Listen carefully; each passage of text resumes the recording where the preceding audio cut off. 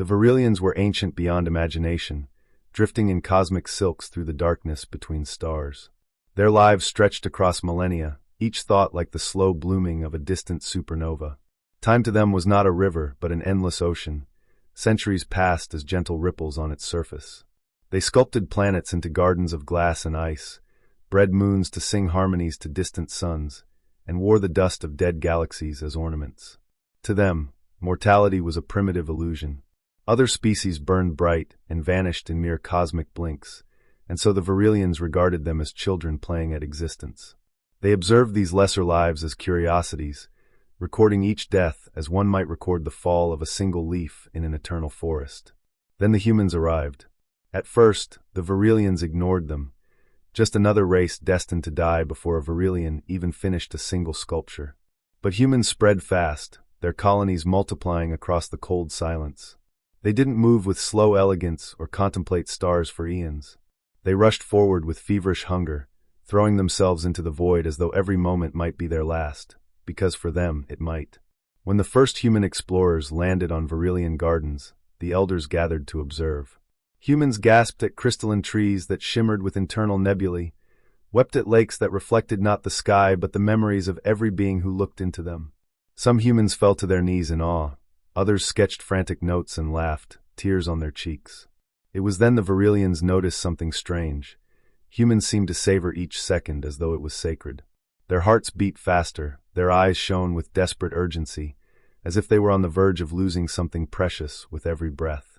A Virilian named Silana took particular interest. She approached one human, a scientist named Clara, who spent hours simply sitting beneath the luminous vines, sketching every tiny glow. Silana had watched beings paint before, but Clara's lines trembled, alive with intensity, each mark an explosion of her spirit. "Why do you rush so?" Silana asked, her voice like the resonance of a distant chime. Clara looked up, her eyes bright. "Because I won't have time to see it all," she said, her voice shaking. "I'll be gone before this garden even changes shape. But in this short time, I want to drink in every moment, every spark." Silana pondered this. Millennia of existence had taught her to move slowly, to let centuries shape her thoughts. But here was a being who burned hotter than a collapsing star, who lived each day as a final gift. She began to follow Clara, silently at first. She watched how the human ran her fingers across every petal, how she cried when she accidentally crushed a tiny crystal blossom, how she laughed when the luminous pollen stuck to her face like stars. In the evenings, Clara would tell stories of Earth, storms that devoured cities, oceans that roared and sang, sunsets that felt like the universe itself whispering goodbye. Silana felt her core resonate with emotions she had never named, longing, joy, grief so deep it felt like light dying. As seasons shifted, Clara aged. Her hands grew weaker, her hair silvered, her laughter grew softer but never ceased. Silana stayed beside her, fascinated and horrified. How could something so radiant fade so quickly? How could Clara face the oncoming end with a smile? On her final day, Clara lay beneath the largest crystalline bloom, her sketches spread around her like fallen feathers. She reached up to touch Silana's face, a gesture that once would have been forbidden, unthinkable. "I wish I had more time," Clara whispered, "but maybe it's beautiful because it ends." Silana felt something break within her. For the first time in her endless life, she wept. Her tears flowed in shimmering rivers that pooled around Clara's frail form, turning the soil into a new kind of luminous crystal, one that shimmered with sorrow and wonder.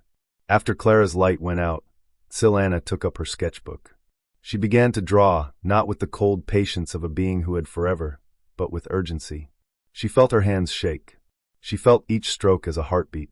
She began to sculpt faster, paint in wild bursts of color, build gardens meant not to last millennia but to dazzle in a single season and then vanish. Other Virilians watched, puzzled at first, then intrigued. They began to experiment. Ephemeral symphonies that lasted an hour, fragile ice gardens that melted under a single dawn. And in every fleeting creation, they felt echoes of Clara's laughter, her awe, her fierce love for each heartbeat. The Virilians had always believed perfection lay in eternity. But through humans, they discovered a new perfection, the kind that blossoms only because it must die.